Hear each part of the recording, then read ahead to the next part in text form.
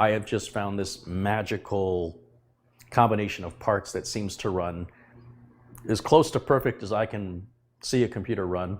And by that I mean it's quick, it's silent, it's very expandable, it's relatively affordable for what you're getting. It's actually very affordable for what you're getting when you compare it to machines that are equivalently equipped. It's quite a savings. And the parts you're going to see me using over and over and over again, at least for a little while, is this particular motherboard, this Z370XP SLI, paired with an 8700K Core i7. It's just a great combination, cooled by that Mugen 5 cooler. Now, whether or not a customer wants an optical drive, that may come or go.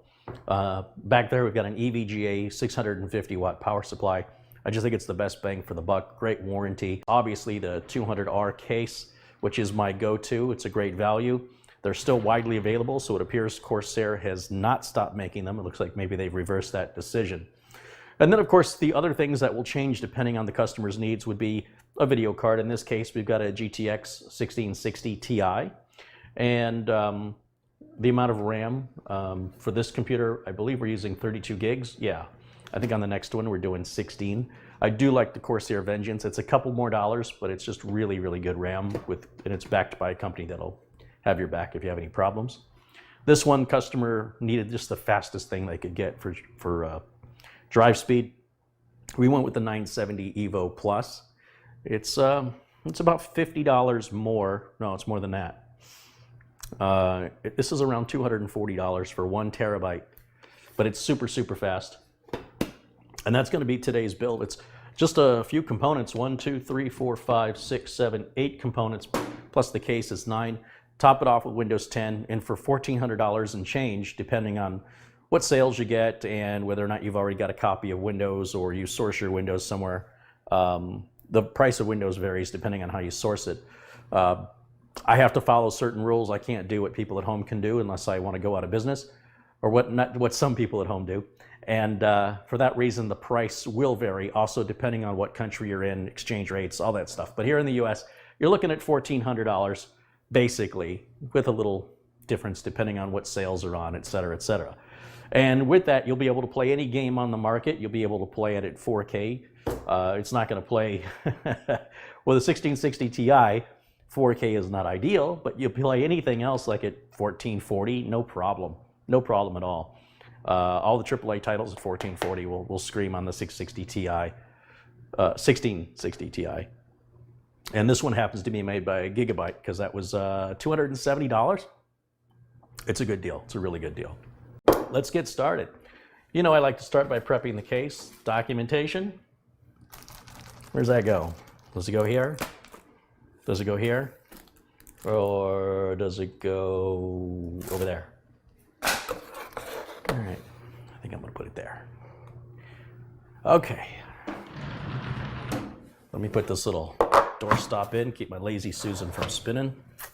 All the parts for everything you see in my videos are at my Amazon store. There's a link to that in the video notes below the video. Please read the video notes for parts lists, descriptions, and everything from the screwdrivers I use, this turntable I'm using, the kit.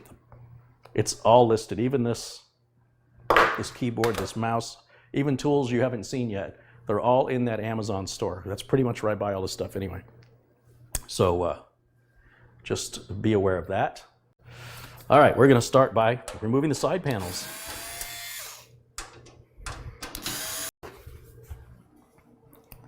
Let's see. You know, I always take this panel off first because it's closest to me, but this is always the first one I put back on.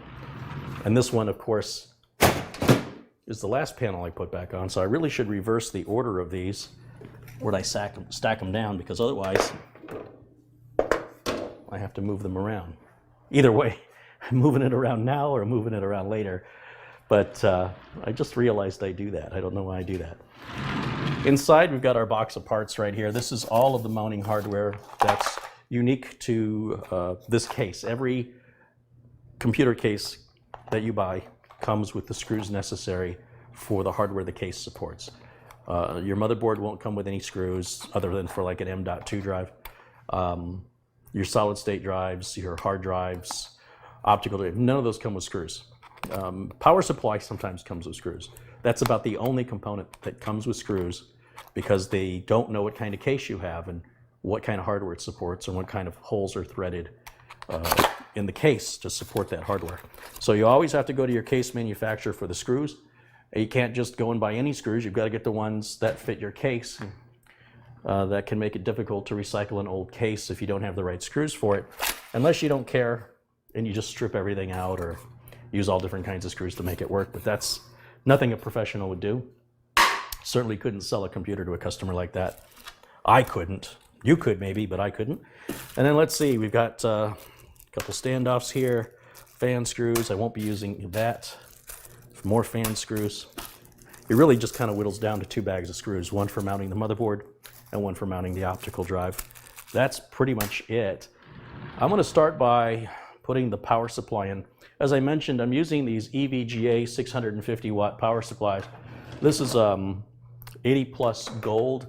I think it's a 7-year warranty on this, and they sell for, what is it, $80 or something like that. It's a really good price, $70, $80. And I think this is a far better deal than anything Seasonic has on the table.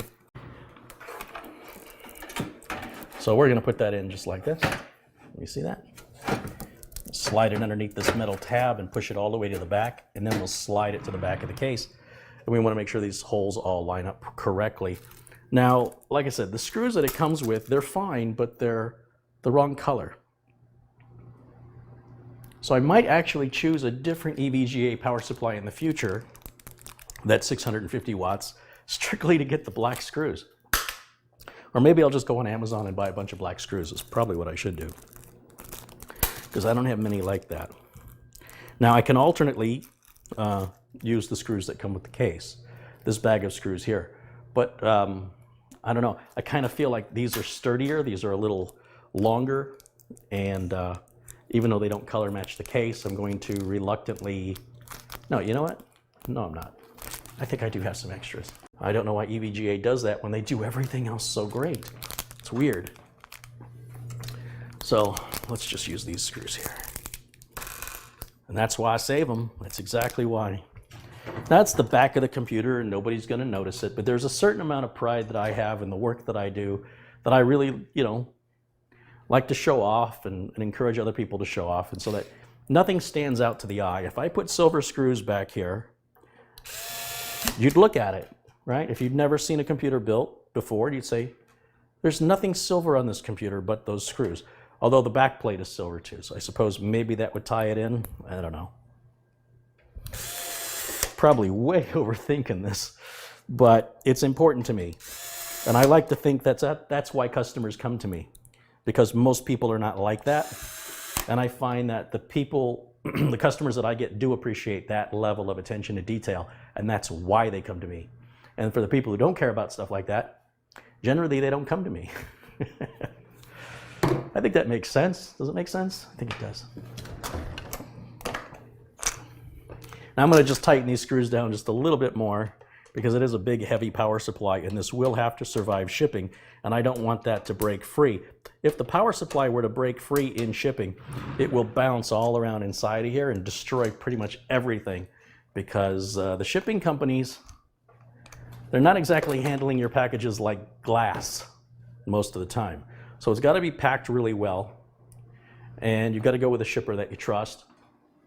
And I found FedEx Ground has been doing a fantastic job for me. Everybody's getting their computers, without any damage. And it's a little expensive, but I'm also paying FedEx to pack it for me, which is an additional $25 fee for the box and packing materials. But at least if it arrives damaged, FedEx can't tell me it wasn't packed properly because I paid them to do it. So that's the logic there. And, I always explain to people that sending 40 pounds of junk and sending 40 pounds of diamonds, it costs the same amount of money. You're shipping 40 pounds. So if you're shipping a $2,000 computer, why would you cheap out on the shipping and potentially have it completely destroyed and then have the shipper say, well, too bad for you, you didn't pack it right because you saved $25 on your shipping? That doesn't make sense to me. Not the way I want to run my business. So that's all it takes to put the optical drive in. I'm going to secure it with 2 screws. If this computer was not being shipped, I wouldn't even worry about those 2 screws. It's locked in. In the Corsair 200R's case design, it's brilliant that it holds that drive in by just sliding it in, as you just saw. So there's just one little hole here available for a screw, and then one on the other side. The screwdriver does have a clutch on it that's set to a very low number. It's set to just 3. So when that when the screwdriver hits the tension of that low number, 3, it stops turning. So you can't over tighten the screw and cause it to strip out. Now, if you're not accustomed to using a cordless driver, don't use one on a build. You can use it to take apart a build, but don't use it to build. If you're doing your very first build, turn all those screws by hand. It's too easy to cross thread or tear a head off a screw. So that comes with experience. It's something you just feel. That is almost done prepping the case. There's an I/O shield we've got to put in right now that goes in right there. That's in our motherboard box, which I have back here. And we're going to prep the board next. So I'm going to go ahead and take the board out, and we'll set it here. This can go. There's our I/O shield that I was just talking about. And then we've got documentation, a little more documentation, driver disk, which we don't even use now with Windows 10. It does have motherboard utilities on there you can use if you want to. And then there is 4 SATA cables, which is great. Some motherboards only come with 2. I like that comes with 4. So that means you can hook up to 4 SATA devices. That could be optical drives, hard drives. We're only going to use one of those, and that's for the optical drive. Since we're using an M2 drive, it doesn't use any power cable or data cable for that, which just makes our install that much easier. Now, when we put this in, we want all the small holes on the bottom for the Corsair 200R case. That's where the speakers go, and that's traditionally the orientation that would go in on most cases. And I'm just going to line up the corners on the bottom, and then I'll snap them in.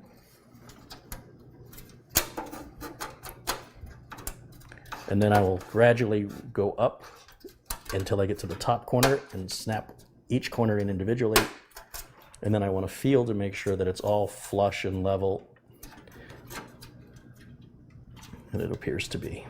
I see a lot of people struggle with that part. And the only way you're going to get good at it is you just keep doing it over and over and over and over again. If you just do it once, it takes you half an hour to figure it out, and then you're like, oh, I'm glad that's done. You're going to struggle with it again. If I were you, I'd pop it out, put it back in as many times as it takes for you to understand what that feels like, and you'll never struggle with it again. But if you just get frustrated, you're like, oh, I'm done and glad it's in there, then that's fine too. But just know that you'll probably struggle next time you have to do it until you do it enough times, and then you won't struggle anymore.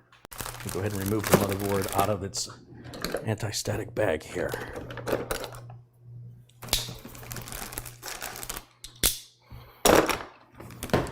You can touch the case to be on the same electrical level as the case. You can spend $6 to $10 on one of those electrostatic discharge protection straps that you would then attach to something metal on the case. You do not want to be on an earth ground. An earth ground is a very dangerous thing. You should never attach a human being to an earth ground, unless you're trying to kill yourself. Not that I'm giving you tips on how to do that, but that can be the end result. So be very cautious of information on the internet that suggests that electrostatic grounding is anything like earth grounding. All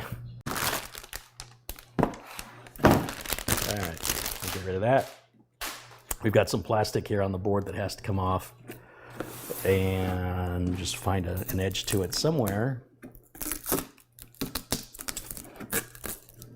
There we go.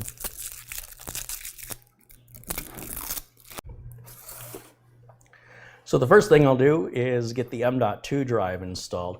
In general, motherboards will have 1 to 3 slots for an M.2. This board can have 2 M.2 drives, one here and one here. But knowing that our graphics card is going to go into the top slot and our CPU is going to go right here, this is a high heat area. And to sandwich your M.2 drive between these two very high heat generating components, not the best location. It'll work, But when the M.2 drive gets hot, it throttles itself and slows down. So we want to move it as far from the heat as possible. So as long as this port further away supports the NVMe drive, you're good to go. If this had a heat sink over it, it'd be a little better, but you're still sandwiching it between two big heat sources there. So you see the screws are already put in. There's one here and there's one there. And the little standoffs are already in the position that's called 80. There's three positions. There's 42, 60, and 80. This is the length in millimeters of your M2 drive. This one also goes to 110, although I've never seen a 110 millimeter long M.2 drive. All M.2 drives are 22 millimeters wide. So the M.2 drive we're using today is called a 2280 because it's 22 millimeters wide and 80 millimeters long, where the screws, as I previously mentioned, are already installed. Since that's the most common form factor of M.2 drives, manufacturer's taking care of that for you. So let's go ahead and cut the tape on this. You'll see there's an indent there. That's for you to get your finger in there and pull that drive out. I'm going to set it down right here. And then if you pull this top out, you'll find your documentation on the inside. That's it. That's your $250 right there. Now I'm going to grab a small number one Phillips screwdriver, which I should have in here somewhere. There we go. And with the label facing up on the M.2 drive, I'm going to slide it into that socket on a bit of an angle, sort of like that. And then I'm going to push it in until I can't see the connector anymore. And you'll see it it's a little springy. And all I have to do is put the screw back in there. And I don't have to tighten it down very much. It just has to hold that drive down. So once that screw tightens up right there, you don't have to take it any further than that. And then that's the M.2 drive installed there in the bottom one rather than the top one. In this motherboard configuration, it will work either way, but I want to move it away from the heat. It'll also be easier to diagnose and repair the system here, because if I had to pull the M.2 drive out with the video card in the way, I'd have to remove the video card, which means removing the cabling, the power cable. And here, it should be free and easily accessible to access it. Next, we can install the CPU. So here I've got the Intel Core i7, and this is the 8700K. Take that out of there and get rid of that. So here's our CPU. Normally that's not open like that, but that's okay. It's not hurting anything. You'll see there's little indents on the sides, so we can pick up the CPU and hold it by the edges. And then here I'm just going to pull down this lever, pull it back, line up the golden triangle on the CPU with the white triangle here on the board. The writing should all face in the same direction with an Intel Socket 115X chip. That is not necessarily true of AMD or Socket 2066, but we're just going to set or line the two bottom corners without putting any downward pressure. And then I'll just let it gently down, and it rests into its socket. I can grab the edges and attempt to twist it. It doesn't move. Avoid touching the top or bottom of the chip. We want to keep that as free of contaminants as possible. So if you touch it, it's not that it's the end of the world. Just avoid touching it. Hold it by the edges only. Now I'm going to bring this lid back down, and that little gap there is going to go underneath that screw. And I'm going to push this lever back down. It's going to have a lot of resistance because it's going to push down hard on that chip to make the connection, and this little plastic protective cover is going to pop up all on its own. Put this little plastic cover away, because if you have to send the motherboard back for an RMA, you need to remove the CPU or you may not get it back. And the manufacturer says that those pins are so delicate underneath there that if you don't cover them, we're not honoring your warranty. Now we can do the RAM next, or we can do the cooler. I think I'd like to get the cooler out of the way.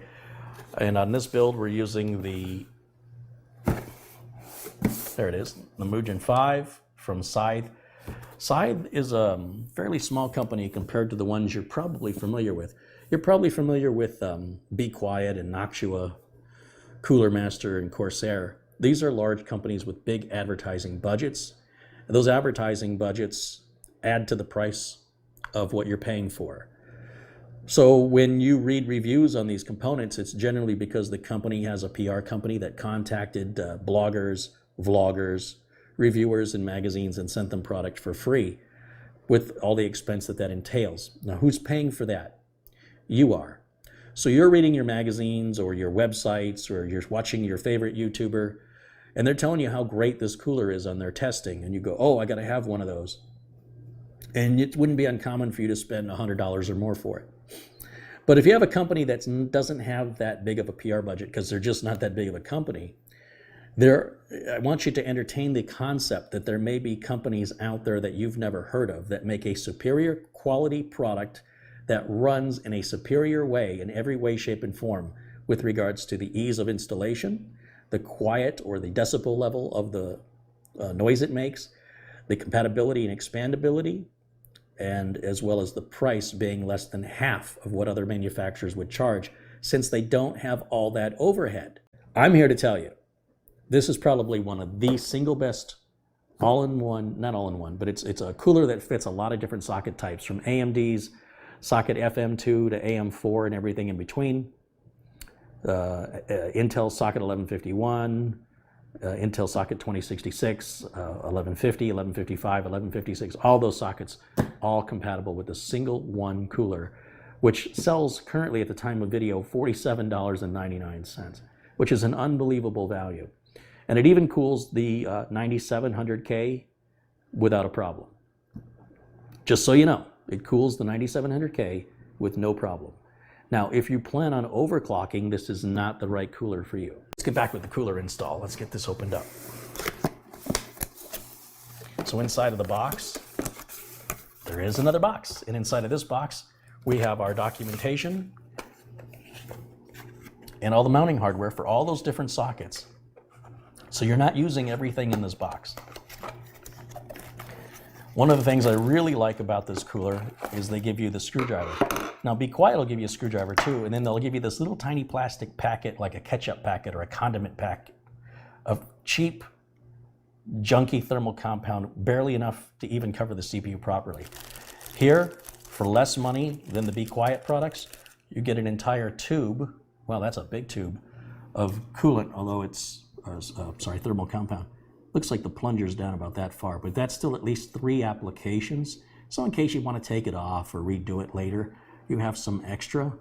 That's included with your cooler. And then you've got all this mounting hardware. This is for adding an additional fan if you wanted to add a fan, which we will not be doing because it's not needed. There are these hangers for the fan, the back plate. Big metal heavy back plate. It won't dry and crack like the plastic one. They've got 2 extra fan hangers in case you want to add that extra fan, which I said we're not doing. These brackets that sort of look like a parenthesis, these are for AMD systems, which we don't have. So we're not using any of those parts over here. Then these brackets we will use. These are the brackets that are going to go on our CPU here.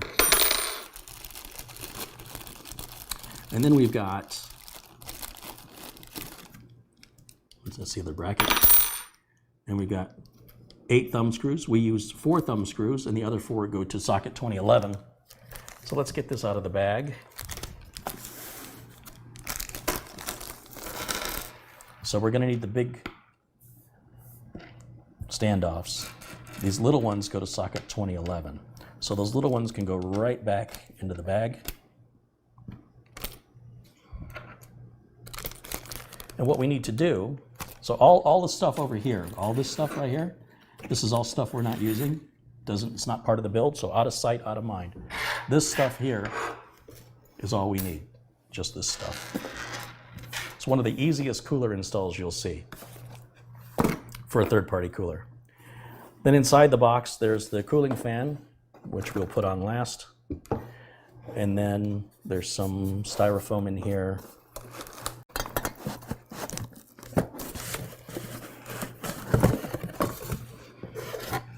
There it is. Nothing else up my sleeve. All right. You do see there's a piece of plastic here on the bottom. Remember what I said about contamination. Where these surfaces meet, they need to be completely clean of everything from dust and oils from the skin on and anything, any other what we would call detritus. So we're not going to remove that plastic until we're ready to put the cooler on. But we're not ready to put the cooler on until we get the mounting bracket on first. So we'll start there. This is the mounting bracket that I speak of. This is all metal. You'll see there's foam pads. These foam pads are on one side. That's the side that makes contact with the back of the motherboard, because you never want metal touching metal. That's called grounding out or shorting out, and you can completely toast your system, and that would not be a warranty issue. That would be you screwing up, and the manufacturer will say, not our fault. You didn't know what you were doing. We're not paying for your mistake. Now here on the back of the board, this is the back of the socket that the CPU sits under. You'll see there's 2 screws here and 1 there. And you notice this bracket has 2 holes. If you can see the 2 holes in it? Those 2 holes are going to go over those 2 screws. So that's how you know how to orient this bracket correctly.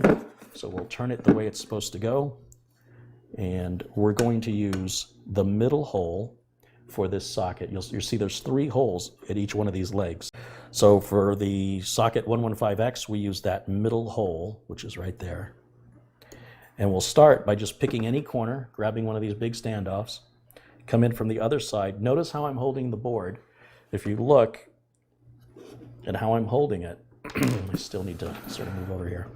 The back of my hand is not, or the front of my hand is not touching any of the metal components. My fingers are on the bracket, and my thumb on the other side is on the heatsink. So I'm not touching any of the metal components of the board other than the heatsink is metal. So you need to align this, sort of visually align it, hold it steady, grab your standoff, and get it started.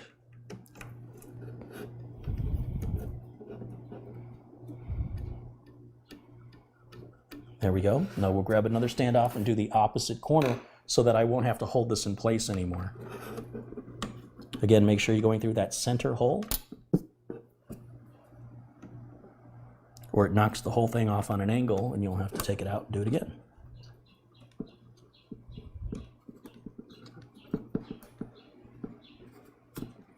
All right, so you see what I've done here on this side.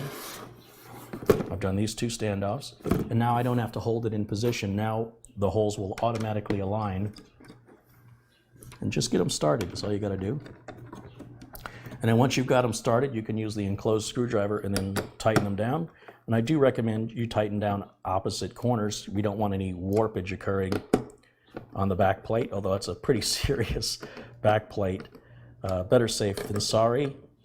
You've got to tighten them all down anyway, so why not just go opposite corners?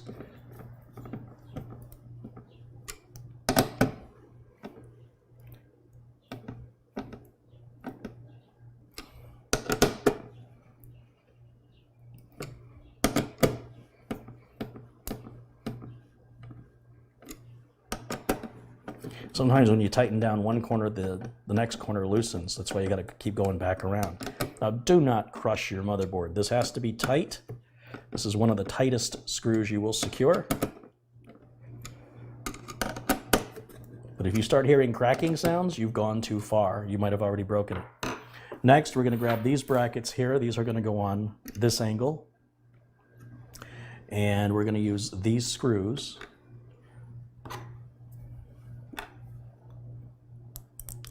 And again, on this outside, there's like an oblong hole here.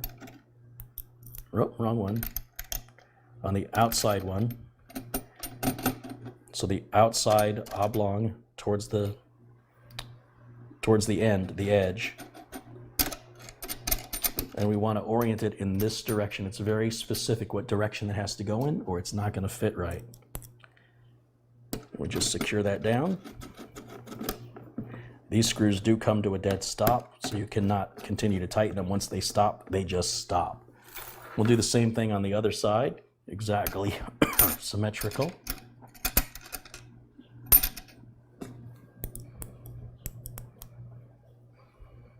Oh, my bad. Actually, you see nothing prevents you from putting this on wrong. We're going to turn this into a lesson because this is not in the right orientation. Where the lever is the same direction this bracket has to go on. And you can see the distance from the screws is equal all the way around. So what I need to do is take this back off because otherwise the heatsink won't mount properly. So we're going to take that back off, and it's got to go the same direction as that lever that I used to put the CPU in. So we'll put that here.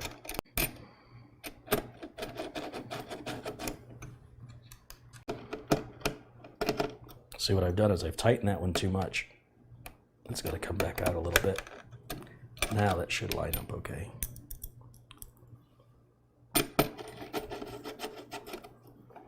There we go. Much better, Carey. And then we'll do the same thing, again, symmetrically on the other side. Symmetry is a good thing. It's basically just a mirror image.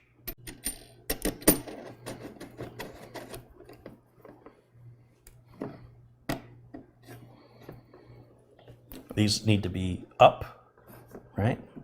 You see, if you put it on the other way, it'll still go on, but then this will go down instead of up, and then your heatsink won't fit correctly. But that's ready now for us to mount the heatsink on top of it, as long as we put some thermal compound on.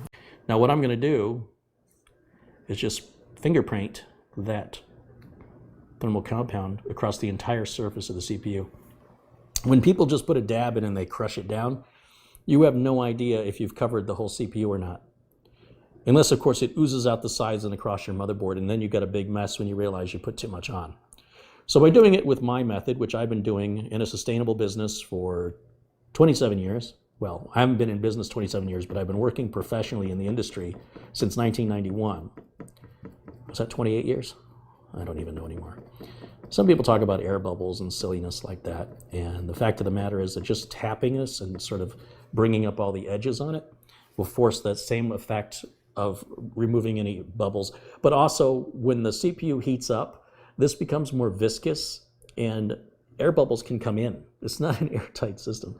So people obsess over the weirdest things.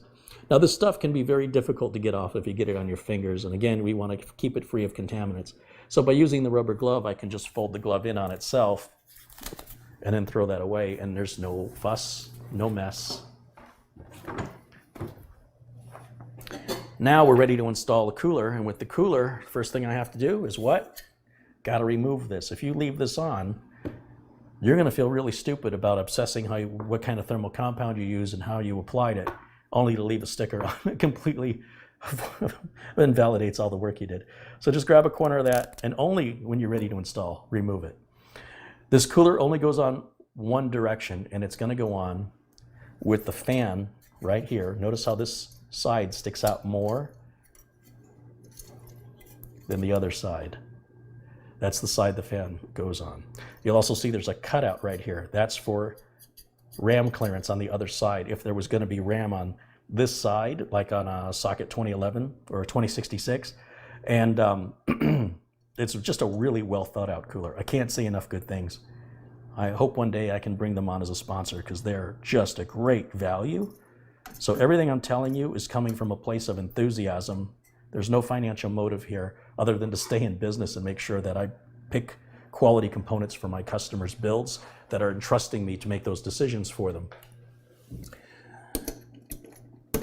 And now, using this included screwdriver, we'll give that a couple turns. We're going to come in through a hole on top of the heatsink, and we're going to come right down until we get to that other screw and start tightening that one down as well. Just give them each a couple turns and then go back and do the other one. You just want to make sure you have a nice, flat, even contacts with the bottom of the heatsink and the top of the CPU's internal heat spreader. We'll just call it the top of the CPU.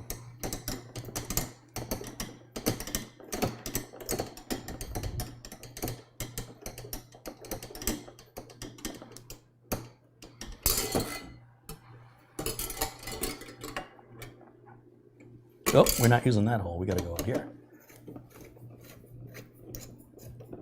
That should be it. These screws do come to a dead stop, so you don't have to worry about over tightening them.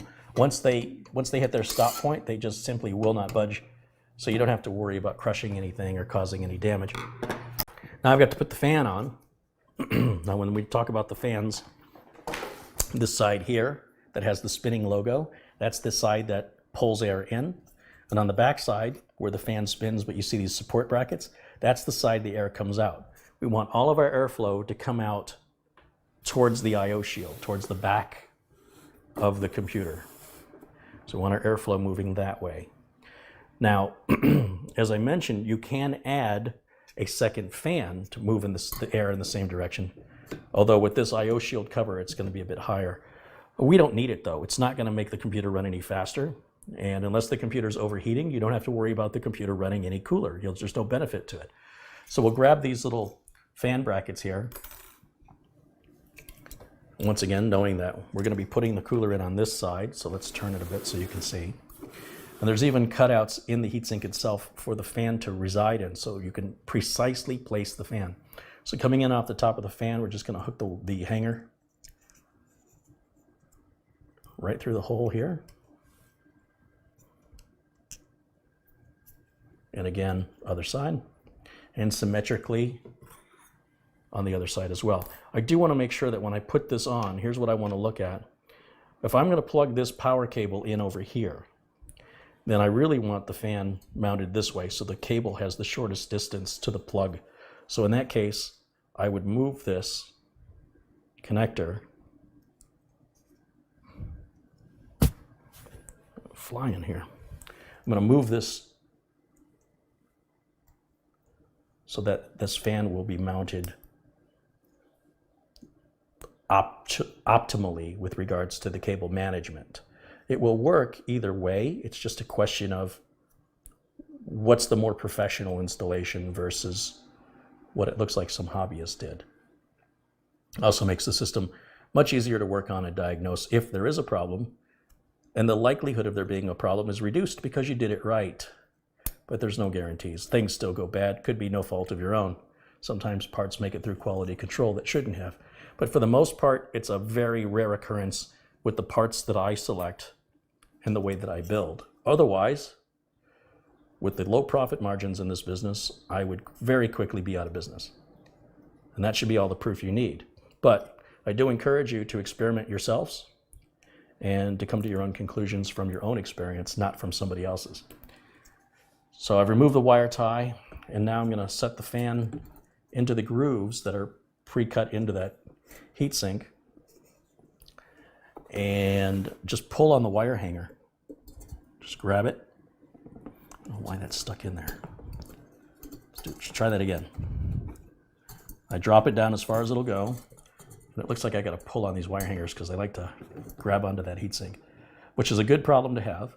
And now we'll pull on it, and it locks in. And we'll do the same thing here on the other side. And then finally, plug this into the CPU fan header on the motherboard. It's keyed, so it only goes in one direction.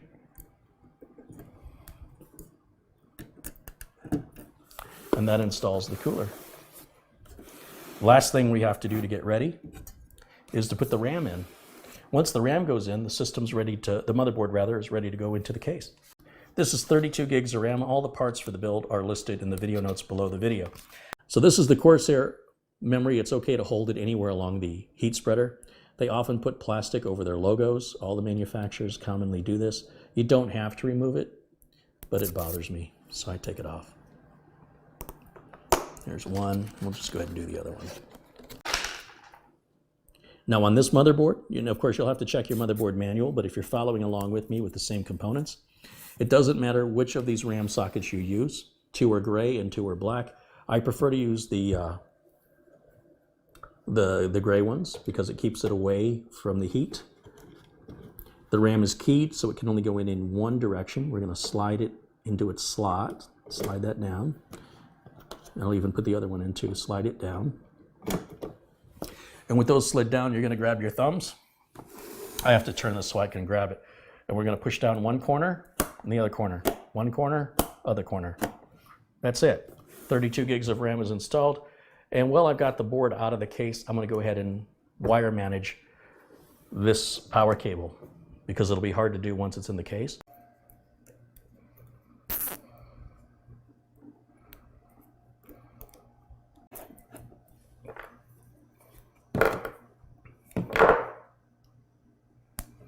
Just fold that in. Much better. An hour later on shoes. So one end of this is split, right? Because some motherboards have a 4-pin CPU connector, some have an 8-pin, and as I mentioned, some have one of each. So this side that doesn't split, this is the part that goes into the back of the power supply, and anywhere it fits is the right place to put it. So when I'm looking at the options here, I see one that says CPU 1 and CPU 2. So all I have to decide is if I want to go on the top row or the bottom row. Thinking of cable management, I don't just want to plug in anywhere. So if I'm going to go here on this bottom row, then I want to make sure every cable I plug in goes on the bottom row. So later on when I'm doing my cable management, that's nice and clean. Unless I'm loading a bunch of stuff up, in which case, you know, it's a lot of cables. We're going to put this in up here first. So that way I have lots of slack to move this cable around as I mount the motherboard into the case. I'm going to lay the case flat to work on it, so I work with gravity, not against gravity. Common sense, right? I want you to understand why I'm doing what I'm doing. We'll sort of bring this around at least this way so you can see the I/O shield, and you'll watch as the motherboard goes in. And I'm going to grab this power connector now. When I pick up the motherboard, I can pick it up by this giant heatsink. I don't have to worry about any electrostatic discharge or things like that. Again, that power connector is right down here. It's an 8-pin. The clip always goes towards the outside edge, at least on gigabyte motherboards. And that's going to be a fun screw hole right there to mount the screw in. Right? I need a long screwdriver to get in there in a few minutes, but I'm just letting you know ahead of time what to expect. That's coming. So I'm going to grab this connector. I'm going to put these two together. Clip right there is on that edge. Remember I said it's going to go towards the outside edge of the motherboard. And this is why I've given myself all the slack so that I can adjust as necessary to get that plugged in correctly now, because it's going to be a pain in the butt to do it later. It's kind of a pain in the butt to do it now. It's times like this I wish I had a helper. Of course, doing it in the air is kind of hard too. I could set it down inside of the case, just anywhere where I can lay it flat, just so I don't have to hold the board. Then I can reach in. It just means you don't get to see much. But truth be told, it's more of something I'm feeling than I'm looking at anyway. So that's fully seated now. If I pull it back out, it went on a lot easier. So our I/O ports there, you can see those I/O ports. And I'm going to line those up with the holes down here in the I/O shield. And I'm going to have to pull the slack away from this cable now, because it will interfere with our install otherwise. So as I lower the board in, I'm going to just pull on that cable and pull that slack away.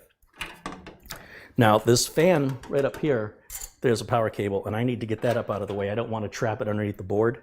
Then I'll have to pull the board back out. Want to try and do it right the first time. That's my preference. And when I put the board in, I'm going to put it on an angle like this, so those ports will line up with the holes. And then I'll set the back of the board down.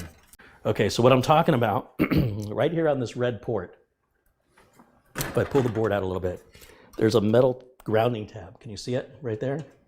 And it can fold down accidentally when you put the board in, and then it blocks the port. And you may not realize it until you go to use that port. So I'm reaching my finger in and I'm bending that tab up. And watch for that. There may be others. So when I put the board in, I'm going to line up the ports with the holes. See, they're not lined up here. So that tells me I've got to bring the board in a little bit towards me. Then I need to push the board this where's my hand? This way, towards you guys. Push the board. So I'm pushing these right up against this metal plate. And then the board will sit straight down onto one of the standoffs. Now, before we screw anything down, take a close inspection and make sure that all these ports are accessible, that they're straight and nothing's being blocked. I just realized this has mouse and keyboard PS2 ports. That's really cool. Once again, I would recommend, if you're a first-time builder or you're a relatively new builder, don't use an electric screwdriver for tightening screws. I am not a first-time builder. This screwdriver does have a clutch that prevents over-tightening, and so I've taken steps to ensure that I won't cross-thread or damage the screws. I also realized this motherboard, as I've demonstrated in other Gigabyte boards, it has an extra mounting hole that the case doesn't support. You guys can ignore that. I just happen to have these little plastic standoffs we used to use on motherboard installations back in the 90s. And if I cut the little tab off of it, it'll give a little extra support to the board. It doesn't require it, but because I've got them, it gives me an excuse to use them and get them out of my house. So let me go grab one. This was manufactured flat with the sole purpose of being supportive to the board where there's no mounting hole. So it accomplishes the same thing. It's already done for us. And I just have to put that here on this board, which I don't know if you can see. There's a hole right there, a mounting hole, that the Corsair cases do not support that mounting hole. And then the mounting hole next to it, that's the post that's holding the board in position for us. So we're not going to put a screw in either of these holes.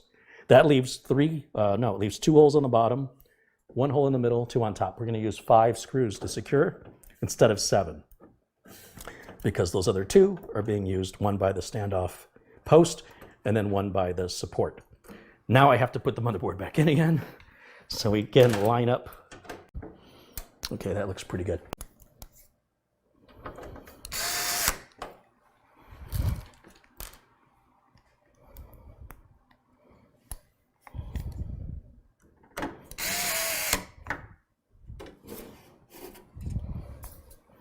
So there's a screw that's got to go way down in this corner, and this driver, is this going to let me in?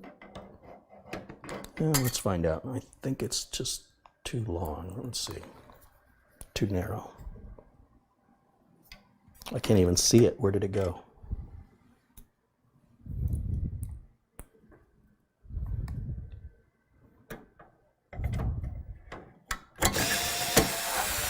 Got it. Excellent. Ta-da! Motherboard is mounted. I'm going to grab this power cable, shove it right through there, because we want our cable management to look pretty. We'll bring it up through here and through here. And with the clip, again, facing the outside edge of the board, I also have to hold that little additional 4-pin connector on. We'll line that up. It's the only place that has a plug that looks anything at all like that, so it's not like you can get it wrong. It clicks on, you can give it a little tug, make sure that that doesn't come off. Now our motherboard has power, CPU has power. Our M.2 drive already has power and data connected through the connector, so that's less cabling. Eventually I will have to hook up power and data to the optical drive, but I don't want to do that now. I also will hook up the rear and front fans later. They're not critical at this point yet, but what is I want to hook up the front umbilicals, which I'm going to put this back on the Lazy Susan to do that.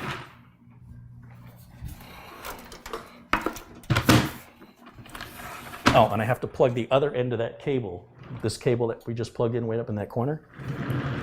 Remember this one? This has to go back in the power supply. Yeah, I want to run under or over? I'll run it over. And, does that look as good? Yeah, it'll be fine, I think. Will it? Well, if I don't like it, I'll move it. So there's that. Now, to the front board umbilicals, that's the USB, the audio, and the power switch and lights. And that's all contained right in this bundle of cables. I recommend you handle all of this one cable at a time. This can look really intimidating, but trust me, before you know it, if you handle one cable at a time, it'll all make sense, and it won't be so intimidating. So let's just focus on this cable right here. And this is what I don't like when a case manufacturer doesn't keep the cable straight. See what happens if I try and fix this. Look what the case manufacturer did. They folded that cable in on itself. Oh no, they didn't. It's good. It's good. So this is the USB 3 cable right here. It's got a notch, and it can only plug in. On this motherboard, there are 2 places it can plug in, because there's 2 USB external ports available. One here, one here. Doesn't matter which one you use. If we want to keep our cable management looking pretty, we'll go right underneath the power cable.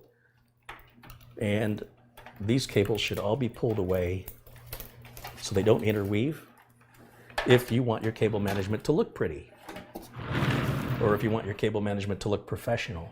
If you want to be able to open this computer up and show it off to your friends, they're not going to be impressed or as impressed if you've got cables just strewn about because you don't care. Your friends are going to be like, oh, Yeah, it looks good. But then you show up when it's all nice and clean, they'll be like, you did that yourself? It's a completely different response. Come back over here. This is our front port audio cable.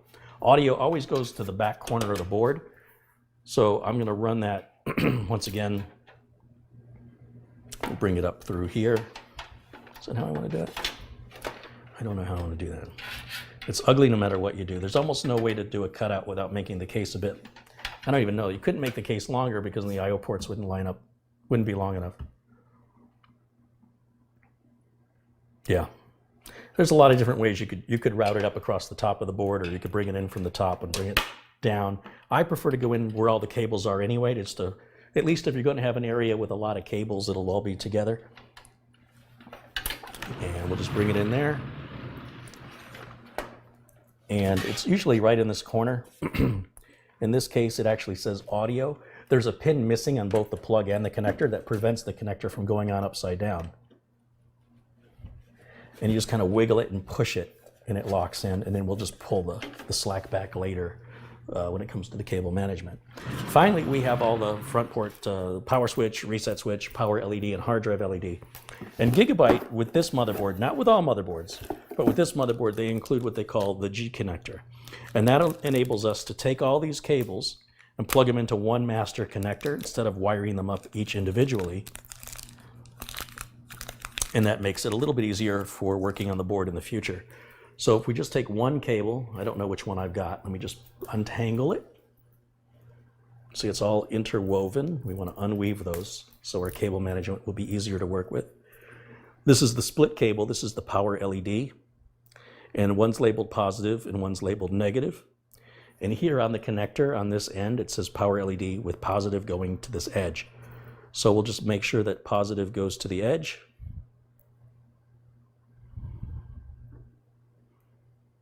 Like that. And then it slides in and locks into place. It's on that connector. Let's see what the next one is. Next one says, I don't want reset. What's this one say? Power switch. Power switch goes right beside the power LED. You don't have to worry about positive or negative on a switch. And again, it locks in. Now we flip this to the other side. And just above the two cables on the same side, just behind them, the hard drive LED and reset switch will go. So if we look at the hard drive LED first, that's this cable right here.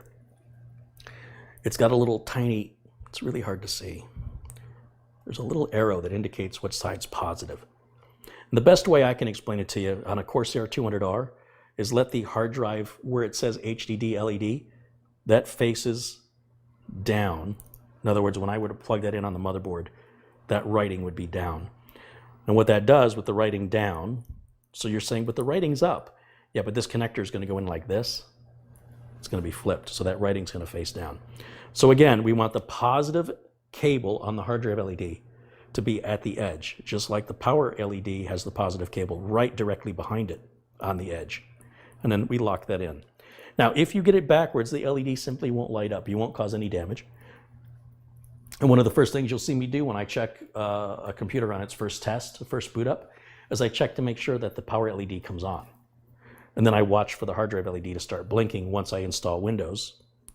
And as long as those light up, I know I've confirmed that I've got the connectors on right. And like I said, with reset switch and power switch, there's no positive or negative. You just have to put it where it says reset. Either direction, front or back, doesn't matter. We line that up. It goes right behind the power switch, right beside the hard drive LED. So all four cables are just grouped really close together. The rest of the connector is not used. Now we can grab that, feed it in. Where do we want to put it? Yeah, we'll feed it in down here. And this colorful connector, there's all kinds of colors in there. It's just going to go on with the cables to the left and just push it on. That's it. We're done. As far as we're ready for our first power on self-test, the system's ready to boot. We're going to use the onboard video for right now. We can update the BIOS. We can even install Windows if everything works correctly. We don't want to install anything else like fans, optical drive, or the video card, because if things don't work, then is it one of the fans or the optical drive or the video card that's causing the problem? It's more to figure out. So this is the bare minimum we need. Like, this is an acceptable system as it sits for some people's usage. So let's make sure everything we've done so far is correct. Make sure the fans are, the fan on the heatsink is turning for the CPU. Make sure the lights come on. Update the BIOS. And let's install Windows. And if it does all that, then let's hook up those extra fans, the case fans. Let's go ahead and put the video card in, and let's go ahead and hook up the optical drive, because that'll all be formalities. That should all work. And if it stops working, then you know it's nothing that you've already checked. It has to be something you've done since then. And it makes your diagnostic faster. You'll get right to the solution much, much faster. Too many people try to throw everything together at once, and then when it doesn't come on, they don't know where to start. Okay, I'm going to use my power cable here. We're going to hit the switch to off on the power supply. We can plug that in. Let me grab an HDMI cable. We'll use the onboard video that's built into the CPU. And I'm going to use your monitor, because I don't have a monitor here, but I do have 1,100 monitors out on YouTube. So I'm going to use your 1,100 monitors as my monitor. You guys okay with that? I really appreciate your help, because I don't want to have to drag a monitor out. This will just save me some time. The only guy in the world with 1,100 monitors hooked up to his computer. And let's grab a keyboard and mouse. That's all we're going to hook up. No flash drives, no printers, no Ethernet. There's my wireless mouse dongle. I'll plug it into the USB 3 port up front, because that will also help me diagnose, or test rather, that those USB ports are working. Okay. Here we go. So I'm up here on the corner, and where it says no signal, that is my video capture card saying there's no video being sent to me right now. That's because this computer is powered off. So I'm going to flip the switch on the power supply now to the on position. If sparks and smoke start coming out of it, I can immediately flip it off or pull the cable. That's why I do it. It's for safety. It's never ever happened, but it doesn't mean it couldn't. So you should follow these safe practices, because it doesn't hurt you to do anything. It doesn't take any more time. And the consequences of not doing it are too great. So that's why I do that. But again, when you're building one and I'm building 1,000, the likelihood of you experiencing it is 1/1000th of the likelihood of me experiencing it. I have 1,000 more times the odds than you do. Okay, so I'm kind of running up against the length of the cable here, but I'm going to go ahead and hit that power switch. Power light just came on. I don't know if you can see that. And then let's wait. It could take up to 90 seconds. Fan is turning here. This fan is not turning, and this fan is not turning because I did not plug them in yet. So everything's going like it's supposed to. Be patient on your first boot. It's checking to see what CPU you have. It's registering the memory and the BIOS. It kind of did something. Here we go. And it should tell us there's no bootable thing because we don't have Windows installed yet. I mean, they don't know. Maybe you're going to put Linux on it. Maybe you're building a Hackintosh. They don't know. So I'm going to I've already grabbed the latest BIOS, because I've been installing a lot of these Z370 XP boards. So I've already got the BIOS. In fact, the build I've got to do after this one will also be using the same BIOS update. So I'm going to plug that in to literally any USB port. Flip the switch back on. Turn the system back on. Now you'll see it boots up a lot faster now, because it's already registered all the new hardware. And it says press the end key. I've already missed that opportunity. Let's do it again. Control Alt Delete. Which one is end? I think it's function right arrow on this little tiny keyboard. I hit it a couple times. Update BIOS. Now it says Z370 XPS F13. Good, good. Hit enter. Or maybe I got to come down here and hit enter. There we go. Now it's updating. So if you look over, well, I guess my mouse isn't going to work while it's updating, but it does say BIOS version F8 in the left corner, top left. And just as long as you don't have a power interruption, or as long as you don't reset the computer, my advice to you is don't play with the keyboard, don't play with the mouse. If you have a lot of power outages where you live, do this with a battery backup unit for safety. A lot of BIOSes on, a lot of Gigabyte boards have a dual BIOS anyway. And it's been a long time since I've ever had a motherboard brick because of a bad BIOS, unless that board was 15 or 20 years old. Modern systems, you almost have to be super talented to brick them from a BIOS update. You've got to have some really rare talent to be able to flash a wrong BIOS or to have really bad luck to have a power interruption during the 2 minutes it takes for this to happen. Okay, it's going to automatically reboot. Again, hands off. Let the machine do what it wants to do. Leave everything alone. See, it already turned itself off again. That's what it's supposed to do. Nothing's wrong. And if you didn't see it, if you had distracted yourself by walking out of the room, go check the mail, go do something, by the time you come back in, you won't know any better and it'll just be done. But when people sit there and they watch it and they start thinking something's wrong and then they react to it, that's when we start having problems. Okay, BIOS update's complete. Now we can go over, make sure the BIOS is on F13, which it does show up here. Well, I can't bring it up there, but right up there it says F13. That's the latest and greatest BIOS released on March 22nd, 2019. All well and good. There's really nothing you have to set in the BIOS at this time. You can leave it all at default values. We'll turn the machine back off. This is my Windows 10 utility, Windows 10 installation media. I love these little SanDisk 16 gig solid state flash drives. It's not, well, all flash drives are solid state. But the reason I call it a solid state flash drive is it's super, super fast. I know you can buy a 16 gig flash drive for $4. This one will set you back about $20, $22 because it's screaming fast. If you're installing Windows every day all the time is money, and spending $22 on a 16 gig flash drive is well invested. On the other hand, if you get all the time in the world, any flash drive will work that's 8 gigs or larger, but not larger than 32 because then the image doesn't copy correctly. So 16 is more than twice what we need, but because of the speed of it, I'm going to plug it into a blue USB port. Otherwise, what's the point? And we'll turn the system back on. Now the system, I have to turn the power supply back on. The system has nothing to boot to. Nothing is bootable. There's no optical drive to boot to. The solid state drive, the M2 drive, has no format or partition. So the only thing the system can boot to is that flash drive. So we shouldn't have to press any keys on the keyboard or, and again, this all relates to a brand new build. There's nothing previous on this solid state M.2 drive because it's never been installed before. So we're dealing with all brand new hardware. So when we boot that with no BIOS changes, everything's defaulted, it's going to try and boot from anything possible. Here we go. It should just, again, not touching anything, it should just boot to the flash drive. And it is. I didn't have to go into this complicated BIOS and then make, how do I know what to adjust? Leave it alone. Now we get to this point of following the on-screen steps. We're going to click Next and Install Now.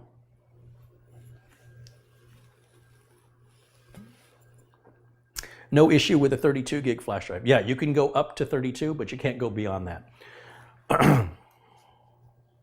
Or maybe you can take a 128 or a 64, and then you partition it so that it becomes a 32, and then you will never be able to use the space beyond that. So it's a waste. I guess that's what I'm trying to say. Just keep life simple, man. All right, we're going to click Don't Have a Product Key. We're going to do Windows 10 Pro, and click Next. Accept the license agreement because you don't have a choice. Always choose a custom install. Whenever you're doing a new install, it's always a custom install. And it only has one place to install. That's why even if this customer had other drives, I would not hook them up because then I wouldn't be sure which drive I'm supposed to install to without paying close attention.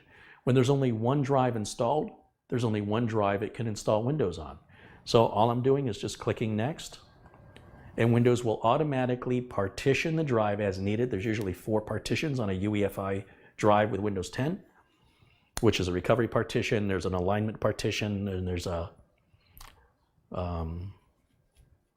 recovery, would I say recovery? Anyway, you can Google all that for the technical stuff. We're trying to keep things real simple, and I don't have the answer on top of my head because it doesn't matter. Windows takes care of it for you so you don't have to know. But if you notice your hard drive only has 2 partitions, that's because you're not in UEFI mode. What does that mean? It means either you have a system that's too old to support that, or it means you didn't configure the BIOS correctly during install, and it would require a complete format and reinstall to fix it. What's the benefit? That's a good question. It has to do with the way the BIOS communicates with the hardware. And I'm sure a Google search will give you those answers. I don't know everything, and it doesn't matter to me. Here's what I can tell you. UEFI is good, and you want it. If you really want to know all the details of why, that information is widely available. I knew the answer to it, but it's nothing I think about on a daily basis. And I just want to get the work done. I want to make sure it's done right. Making sure it's in UEFI mode is done right. And why, you can certainly learn all about the whys, but it doesn't change anything. So I'm not discouraging you from learning it. I just don't know the answer to tell you. I could Google it right now and read it to you, but then I'd feel like I was reading you a bedtime story.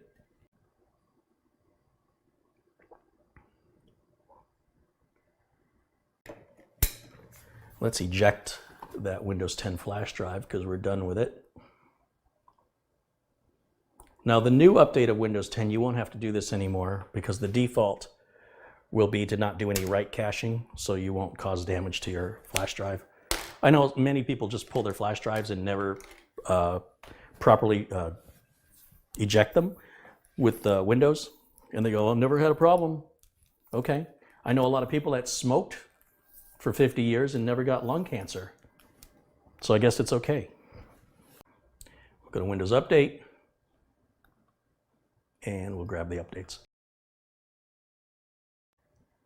We're going to go back and check for updates once again. We want to repeat this process until it says there's no more updates available.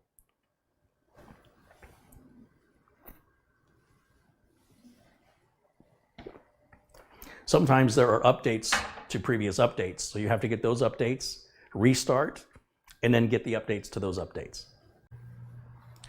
All right, one more time. I think we should be all updated.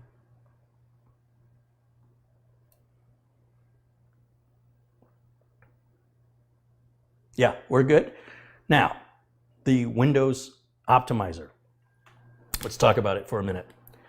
I worked with Nick over at D7X Tech to do me a favor and write me a utility that does all my Windows 10 optimizations that I used to do by hand with one click. And what we came up with, we call it Uncle Carey's Windows 10 Optimizer, which is right here.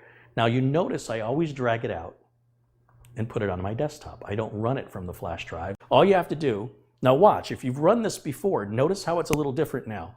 When I hit apply, you see what it's doing right now? It's disabling indexing on all those files.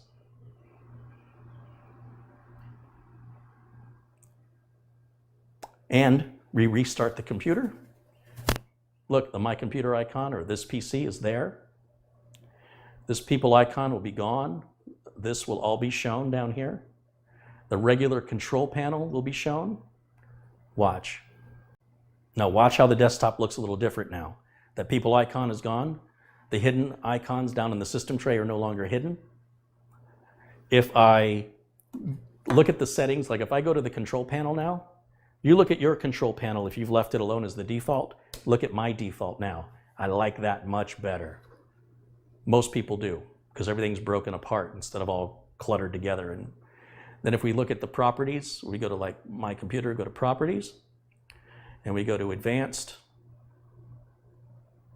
right here, and then Settings. You'll see that box is unchecked. By default, that box is checked. I don't want that automatic restart. That'll drive me crazy. Furthermore, power settings are set to balanced with everything turned off other than turning your screen off, unless it's a laptop, which it auto detects. Again, if I want to run this again, watch what happens if I run it a second time. Oh, it's already done. Who knew? And we can put that in the recycle bin because I'm done with it. Okay, so I'm going to unplug all this, including the power cable now, so we can continue to work. So what I'm going to do first and foremost is I'm going to remove these wire ties. We don't want any wire ties in here. We will replace all the wire in wire ties with nylon zip ties, because these do get brittle and there is wire in there. And if it breaks free and starts moving around in your system because you're cleaning around it and you have to tip it and clean under it, or you're moving it to a different room or a different position, or you're taking it to a friend's house, whatever's going on, and that ends up behind a circuit board, it'll short out. Okay, so let me get this cable installed. This one's got to go way up in this corner. I always forget about that. Let me grab those forceps that were sent to me.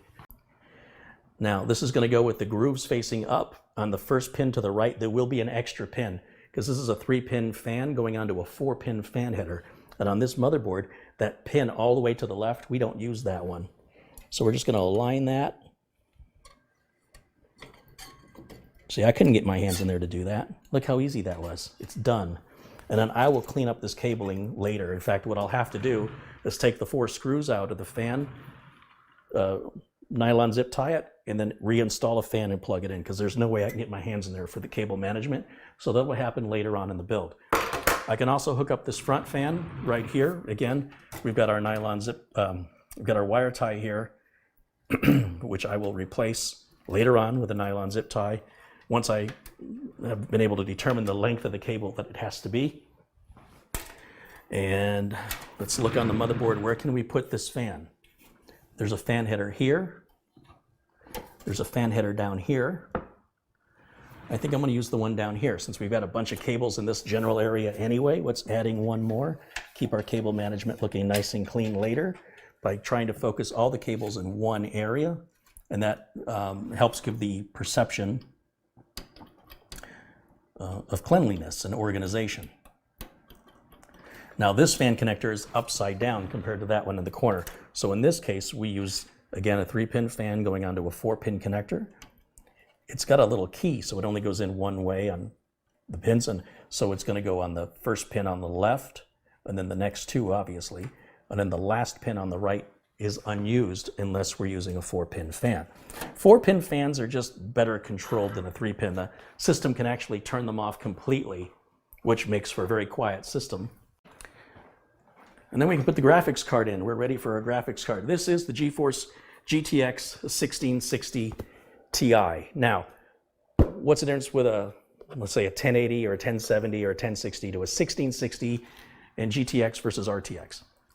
Well, what they're doing, what NVIDIA has done here, is they're offering you the latest technology of the current RTX chips, but they've taken away the ray tracing stuff, which who cares?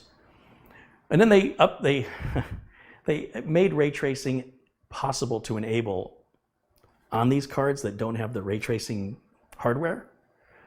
And I guess they did that so you can see how poorly they perform at ray tracing to encourage you to spend more money. It's an interesting marketing tactic. Right now, there's only 3 games that support it. And if you're not a gamer, it's not really going to help render your videos any faster. So, you know, like me, as a content creator, it's not going to make my videos render out faster. What will make them render out faster is it's got GDDR6 RAM and the technology, you know, the CUDA cores and things like that.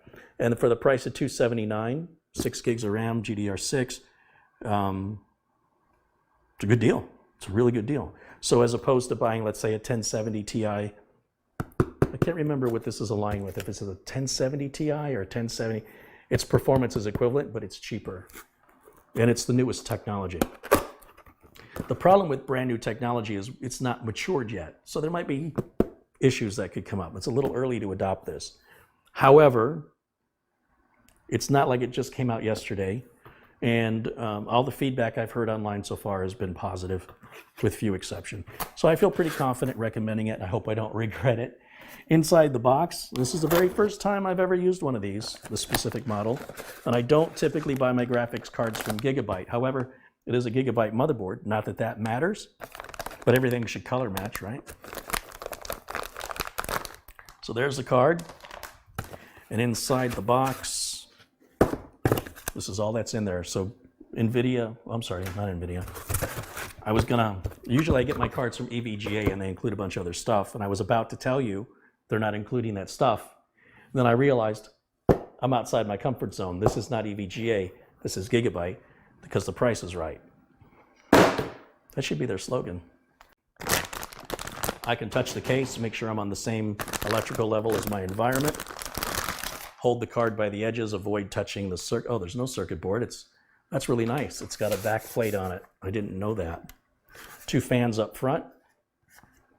No plastic to peel off. That's new. I'm liking this. One single 8-pin power connector is needed here. Look at, they don't even do bridging anymore. SLI mode is gone. There is no bridging connector. So remember the other day when I said no one's doing SLI anymore? Apparently the manufacturers realize that and are not even offering that anymore. Good riddance. We're going to remove this protective cover off the bottom. And then I need to remove 2 of these slots. This card has got to go into the very top slot, which means removing the 2nd and 3rd thumb screws here. So let's do that now. I've also found many of these new cases, they don't tighten these up. See, they're a little loose. So I'm going to tighten every one of these screws up, which is weird that they don't tighten those. We'll take the 3rd one out.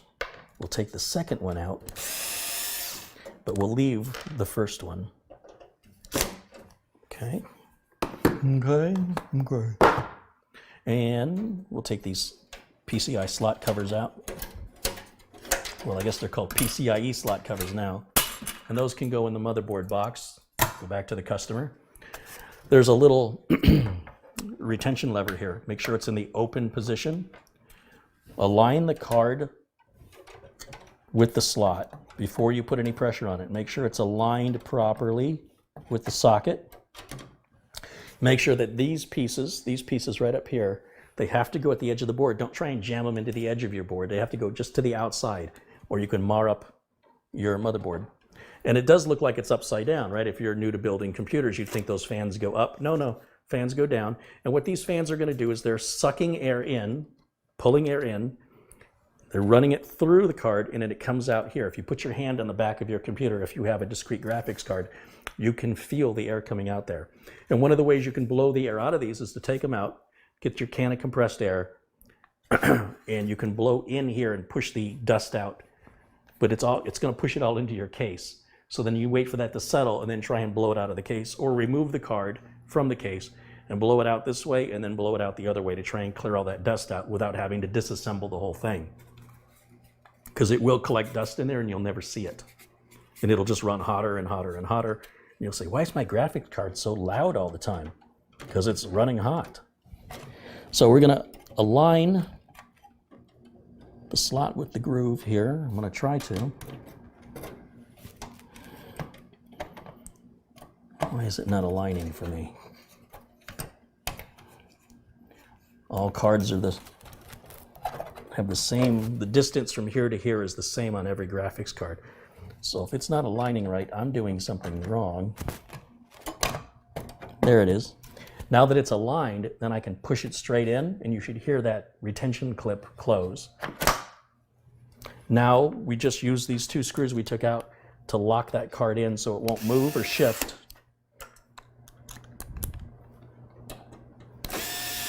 Perfect.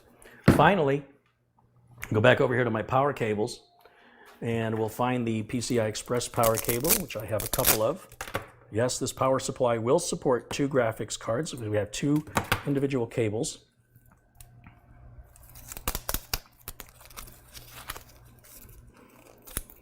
In fact, in theory, you could even do 4 graphics cards if each graphics card only required 1 power connector, because each of these has 2 power connectors. So if the cards are close enough together, you could plug 1 in one card and 1 in the other. Some cards require both. So I'm not going to worry about pretty cable management right now, because now I'm running late. I've been chatting too much and not working enough. I know. It's not like me, right? And I'm going to plug this on the bottom part of the power supply, not the top, because I want all my cables to be on the same row. Make it look pretty. Doesn't matter if you use this one or this one. We have to add the second 2 pins, so we have a total of 8 to match the connector. And the clip obviously faces up because I can see the little ridge the clip is going to connect to. And we just push that straight on, and it will click when it goes in. It's quite a quick click, but it was there. I'm still not going to hook up the optical drive yet because I'm anxious to see the performance. So we'll go back to switch being off, power, network, and HDMI we want to plug in on the graphics card, not on the motherboard. So I'm going to pull the little plug, the little dust cover, and I'm going to put it in the motherboard so when the customer gets it, they don't plug it in the wrong spot and then go, why is my video performance so bad? That's happened more times than you know. Okay, here we go. We're rocking and rolling. Fan is on, fan is on. Okay, all 3 fans are running. Let's switch us over. How about the graphics card? Yep, fans on the graphics card. So there's 1, 2, 3, 4, 5, plus the power supply. 6 fans are running, no sound. We're already at the desktop before I finished my sentence. Now we have to load the graphics driver. So to do that, we're going to go to NVIDIA.com. We're not going to load the graphics driver off the DVD that came with the video card because it's already been outdated. And we're going to say, where's my links for drivers?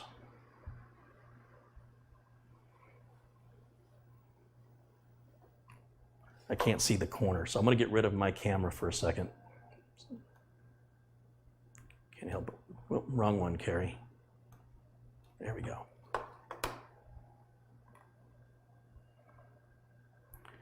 Drivers. GeForce drivers. And we want GTX 16 series. Windows 10 64-bit. That's it. Latest driver is 430.39. We'll grab that and download. And I think that's the same driver I already have. I just wasn't sure if the 16 series uses the same driver as the 10 series. It certainly appears to. And it's a big driver. It's 537 megs. These drivers are just getting huge. That's more than 12 times larger than my first hard drive, which was 40 megs. But with Stacker, you could get 80 megs in theory. It's possible, theoretically, at the cost of system performance. But hard drives were expensive.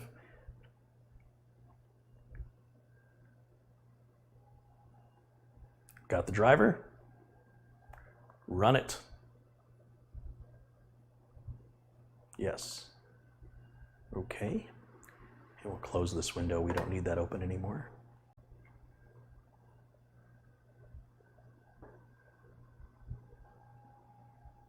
Cannot continue. Let's restart. Try it again. Would you recommend Gigabyte products? I think if you see my videos, there's over 800 videos on my channel now. You will continue to see Gigabyte products going all the way back to the very beginning, and that should answer your question. It should be pretty obvious. I would not sell a part to a customer that I would not recommend. And we run back into this problem. Now, you saw I had this problem before where the Windows, the driver that's supplied to Windows Update comes from NVIDIA. And for some reason, when it grabs that driver, it precludes or prevents NVIDIA's latest driver. I'm not quite sure what the fix is for this other than doing a complete uninstall and reinstall. However, we're at version 4.19 through the Windows Update process, and I don't think there's that big of a difference, and I could be wrong because I always prefer to use the latest and greatest driver. But because I'm live, I don't want to sit here and fuss around with it. I'll do that later tonight to get the latest driver because I don't want to send it to the customer with that particular issue. But we do have, you know, at 1.419 was the latest driver, and it was designed for the 1660, so we shouldn't have any problem. I'll tell you what, there's one other thing I'll try. I do have a downloaded version of the driver on my flash drive just to see if I might have a corrupt download.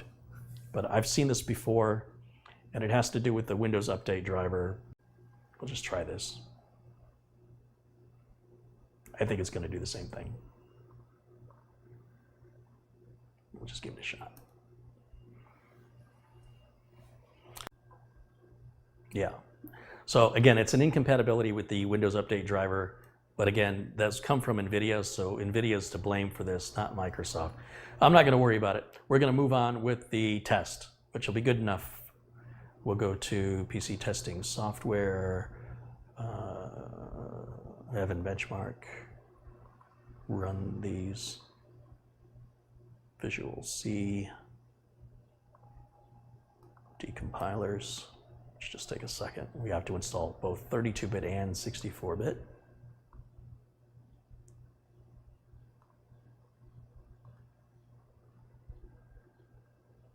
Perfect. Oops.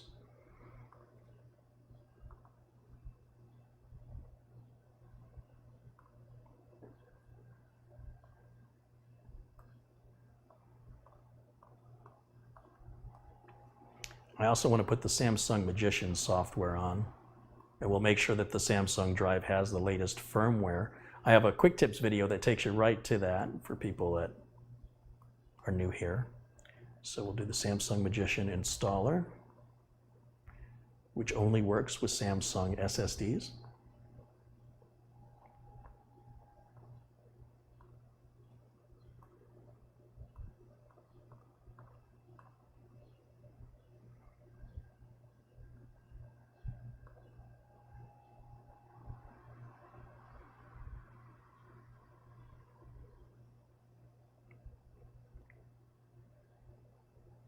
Says we've got the latest firmware and we're using Microsoft's NVMe driver. I don't want to use Microsoft's NVMe driver because Samsung has one that's better for their drives. So once again, back on my flash drive, there's the NVMe driver right there. Again, just for Samsung.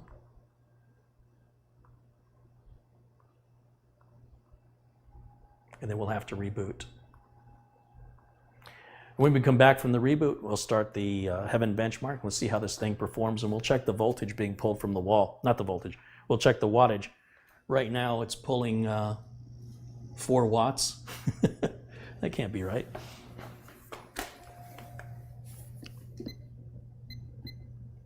$60 watts. 65, 91, 108, 115, 80, 59, 68, 73.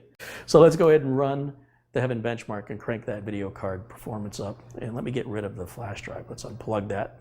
I don't want anything to interfere with, potentially interfere with performance.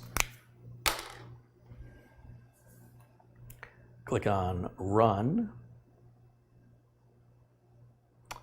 And then it'll start the demo. As soon as the demo starts, I can press F9, as it says right there, to run the benchmark. So as soon as it starts the demo, I'm going to press F9. Well, I don't have to do it immediately, but like this is the demo. I hit F9. Let's see what kind of frames per second we're going to get out of this thing. Still pulling 180 watts from the wall.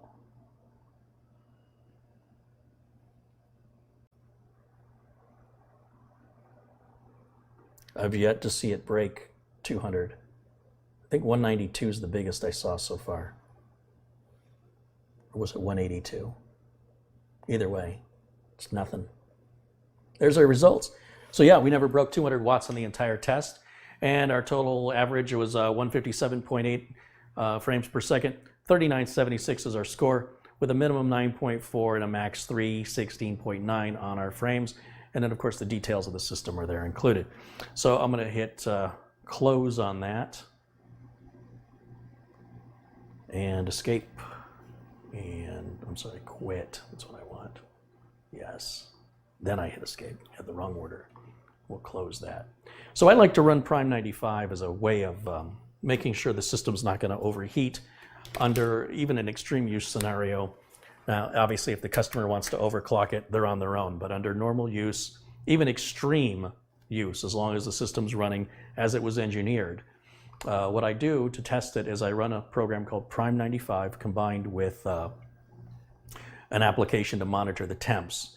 And I don't want to see it break 85 degrees centigrade or Celsius during a full 15 minutes of being slammed foot to the floor on all the cores at 100%, which is an unrealistic test in the sense that no customer would push the system that hard for that long, any more than you would drive a car for 15 minutes up a hill with your foot to the floor for a full 50 minutes. There's just no road that would be possible on.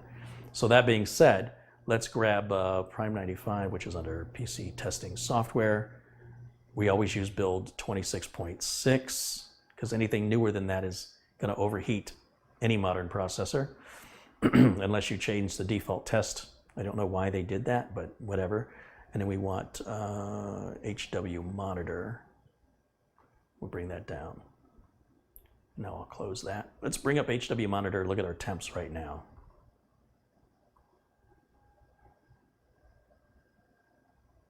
Give it a minute to pull the information from the board.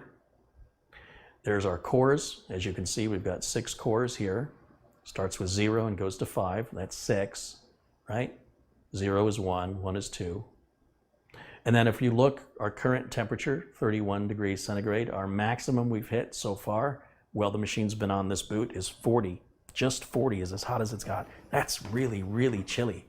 Now, you got to factor in ambient room temperature, things like that. Your mileage may vary, but regardless, those are respectable numbers. So I've got a timer, so I can start the timer to go 15 minutes. Let's bring up Prime 95. I just go with all the default values by clicking OK, and it's running all the cores right now at 100%, and it will maintain that until I tell it to stop. So I've actually started the timer a little late, so it will be running slightly more than 15 minutes, and we'll see what the end result is here. We're already up to 50 degrees centigrade, which is nothing. That is nothing. We still have 35 degrees more we can potentially get up to before I get worried. All right, here we go. We're getting close. 15 minutes, there's our final numbers. 62 degrees centigrade is our maximum. That's crazy. At an average of 4.3 gigahertz. We'll stop the test and watch how fast it cools. Watch these numbers drop. From 62 down into the 30s. It won't cool that fast with a liquid cooler because liquid takes longer to cool down. That's the downside, one of the downsides of liquid cooling. We'll exit that, and we will exit this,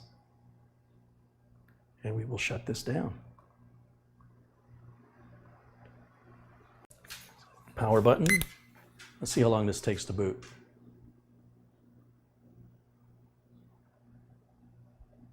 Trying to get it where it's not reflecting.